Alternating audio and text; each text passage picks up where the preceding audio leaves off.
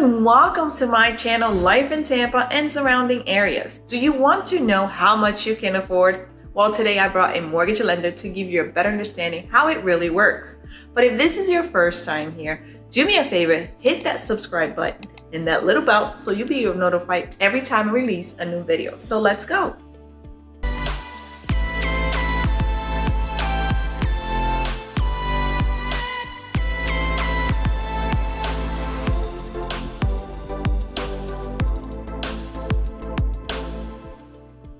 So for those of you that don't know me, my name is Luciana Rivera, a local realtor here in the Tampa area. I am trilingual and I've been living in Tampa for almost 35 years. So my goal in this channel is to show you everything about Tampa Bay area and anything that has to do with real estate. All right, so let's see what the lender has to say. So as I mentioned, today we're talking about how much house you can afford. And I brought a mortgage lender that I work with that will explain to you exactly how it all works. And that's why it's very important to talk to someone that knows exactly how the whole lending stuff works. So with that said, I'm gonna introduce you. Here's Eric.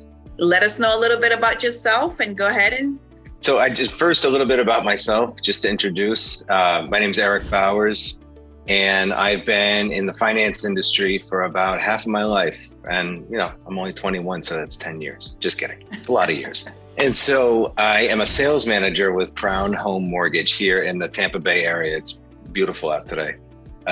And I've been a lender for the past 6 years, but in banking, insurance, and finance for the past 23. So I'm very good at looking at things holistically, as Luciana is as looking at real estate holistically. So we're a good match. And we wanted to come to you with this video. So fire away. I'm ready for some questions. The first question is going to be, how much house can I afford? I get this one a lot. It's there's like 6 or 7 factors. I wrote some ideas down here, but one of the factors that people often lead with is they say, I've got a great credit score. It's very, it's something to be proud of. When you have a great credit score, that's wonderful. 680 is about the national average right now, as we speak here in May of 2023. That's a great point. And it does change things for you when you have a great credit score, but it is not the only fact. Let's address the credit score first. When people say I have a great credit score or I have a poor credit score, every loan program, whether that's conventional, FHA, VA, or USDA, has a credit score range within which that they want to work. And specifically, they have minimums. If you have a score that's too low, you won't qualify. But let's say you qualify, but your score is on the lower side. You might get a higher interest rate, or it cost you more money out of pocket to get an interest rate to still help you qualify for the home that you love. For example, interest rate A, whatever that number is, costs you $1,900 per month in housing for your mortgage interest and principal. And interest rate B is a little bit higher. And then that costs you $2,000 per month because the interest that you're paying the mortgage lender is a little bit higher. That $100 difference could make all the difference in the world as to how much money you have to put down, whether you still qualify for that $400,000 property based on your household income, based on the applicant's income, and your mortgage insurance. Mortgage insurance is a factor, and we can go into those in later videos, but here are the exact factors that affect how much you can afford. Credit score, because again, it changes your pricing. The next one is debt to income ratio. If I make $100,000 a year, I can afford one level of housing. If I make $50,000 a year, I can afford a different level of housing. So it's not how much you feel you can afford. Every program's got its own limitations on what you can afford. A U.S. Department of Agriculture loan.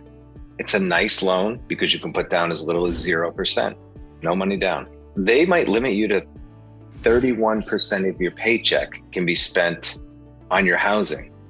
Whereas if I took your scenario and looked at an FHA, Federal Housing Administration loan, the same pay that you receive might allow you to buy more housing because FHA will allow you to go to 46+% of your total paycheck to be spent on housing. Just think of what 15% difference of your paycheck could buy on a monthly basis in mortgage amount. That might be the difference between a $250,000 house and a $400,000 house, believe it or not. There's debt to income ratio. And when you say 30% and 40%, can you just dumb it down a little bit for those that don't know? Because I get those questions too. What do they mean by that? Yeah, I was hoping I wasn't blowing right by that. So what?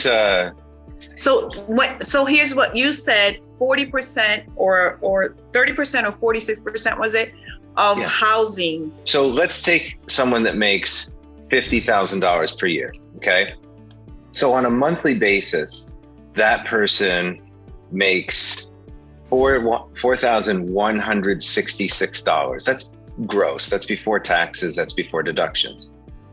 So let's take that person and give two scenarios. Now, your other debts in your life, car loan, student loans, credit cards, all of that factors in. So this isn't a concrete example, but to conceptualize, if I said, hey, you could spend 31% of that income number on your housing, you could spend $1,291 per month on housing. And in your mind, you're thinking, great, that's awesome. I would love to just spend $1,200. But what can you buy for $1,291 per month? The same person in an FHA loan might be able to spend $1,953 per month. Same income, same person, same credit score. One program versus the other could have wildly different allowable housing expenses per month. It's very important for a lender to kind of filter what's going to be best for the customer. So your down payment amount, folks come to me all day long and they say, I'm a first-time buyer. I'm like, great, that's wonderful. There's a few benefits to being a first-time buyer. One of which is you can put as little as 3% down on a conventional loan. You buy a $400,000 house. Now, you buy a $700,000 house. You could put as little as 3% down. That's $21,000. Now cover your closing costs and your prepaid items after that, which we can get into in another video. Maybe you're into a house and it costs you $40,000 out of pocket. As opposed to the old school concept is I must put 20% down on a conventional loan. And that would have been like $140,000 down, plus your closing costs and prepaid items. It really takes someone's conversation. And like you said before our call, Luciana, everyone's like a fingerprint. Like everyone's got their own story financially. It's totally true. People say, what's the interest rate? I'm like, I have 30 answers for you. Let's hone in on your situation and actually get you the rate that's right for you. So down payment, you can put a small amount down. The more money you put down, generally speaking, the more housing you can afford, because either you're going to have no mortgage insurance, which frees up money allowable per month to buy more house. If you're not paying $100 a month in mortgage insurance or $200 a month, that money could now go toward the mortgage piece of it. The more money down, the better. And you get different interest rates too. You get different interest rates when you put more money down. The type of house, believe it or not. If you're buying a condo versus a single family home, those could be two different pricing scenarios. And you may be priced out of a condo. And I'm not here to say condos are bad, they're a wonderful investment, but you might have homeowners association fees. Like in two properties, you take a $300,000 single family home versus a $300,000 condo. You as the buyer, you're like, I'm just buying a $300,000 property. But that condo could have a $600 a month homeowners association fee. And the single family home might have $50 a month or none, depending on where it is. Again, two wildly different pricing scenarios, but the same housing price at $300,000. I'm glad that you mentioned that, because I have people said, oh, this is, I qualify for $300,000. So they think any $300,000 they can qualify for. And when I start looking at the taxes and the HOAs or whatever, now this has flood insurance. Now it's more. And I like to ask, and you know that, I like to ask, okay, I got the pre-approval. So what's the most they qualify for monthly? Because that's going to give me, or even you, the numbers that has to do with if there's anything like that, like either flood insurance. And I think that's important that some people or buyers don't think about it. It's the smartest way to ask it, the way that you just said it. In fact, that's the way that I look at it as a lender, is it's not what's the top number, how much can I buy? It's what's my monthly payment? You have to work toward that. What if you make a lot of income, but you just haven't saved any money? There's that limitation too. You make enough to qualify for a $6,000 monthly payment, but I don't know, you spend a lot of money on toys, boats, cars, whatever. Right. And you've got $4,000 in the bank for whatever reason. Doesn't matter how much you make at that point. You don't have a down payment. You don't have closing costs. You don't have a house. You could be on the high income end and have it still not work in your favor, because it's a mix of things. If you can hear it, dear viewer, if it's a mix of a couple things, it's your income, it's the amount down, it's the credit factors like mortgage insurance, property taxes, home insurance, the program, all of that factors into how much you can afford. I'll give you a rough guideline that makes a lot of sense. And here's how I filter. There are, like if someone comes to me and I ask, are you a veteran? The first thing I ask, get your VA certificate of entitlement, which is a document that veterans get showing like, hey, you can buy a house for no money down. Hands down, it's your best bet for veterans, right? Because there's no money down. You served our country. Thank you. You have a benefit coming to you.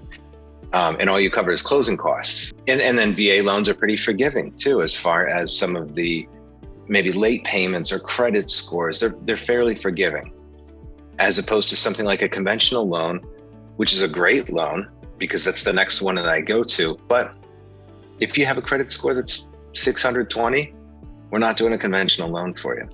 We're going to be looking at an FHA. And that has attached to it a requirement for mortgage insurance, FHA does, which reduces your purchase power.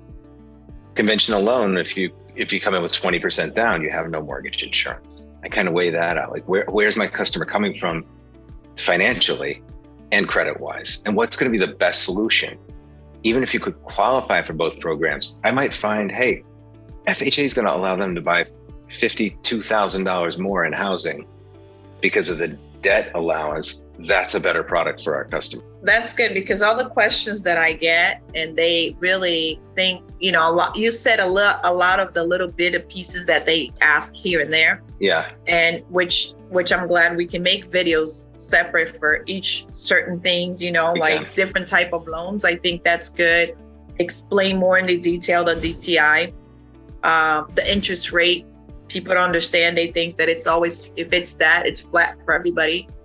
I get a lot of, oh, so-and-so got this. Why can't I get it? Let me go to that lender, and they don't understand that it's different, right? Mm-hmm. So I like it, all the information that we have, but, I want them to also come back later to other videos that we're going to be doing now. You need to. That is going to do differently with each subject, and we'll post it later for you guys. So do you have anything else to add that I couldn't think of? No, I think we covered everything. I whizzed through a lot. So if you're watching this and you're like, what did he say? We'll cover it in a different video, because I did want to give a broad overview of like just how much housing you could afford and what the factors are that affect that. But what I would like for you to do, Eric, is to let them know how they can reach you. If for any reason they want to ask you any more questions anywhere in Florida. Do you provide mortgage anywhere else besides Florida, or just Florida? I do. I'm personally licensed in the states of New Jersey, Pennsylvania, and Florida. You can call or text. I'm at 813-733-1001. Or you can email if you want to do that. I'm at ebowers@crownhm.com. ebowers@crownhm.com. I also, you will see it on the screen, but you also see in the description all that information. So if you want to reach out to Eric, And if you guys do like this video and thought that it was very interesting, or it could help somebody that has these type of questions, just send it, share with them. We would appreciate that. And if you guys have any other comment, any other questions that Eric could answer later on, just let us know, jot it down here, and we're just here to help. And thank you, Eric, for your time. All right. Thank you, everyone. Thank you. See you guys next time. So that's it for this video. Let me know in the comments if you have any questions. And like always, if you're looking to buy or sell in the Tampa and its surroundings, I can help you in English, Portuguese, and Spanish. Just reach out. Till my next video. Bye-bye.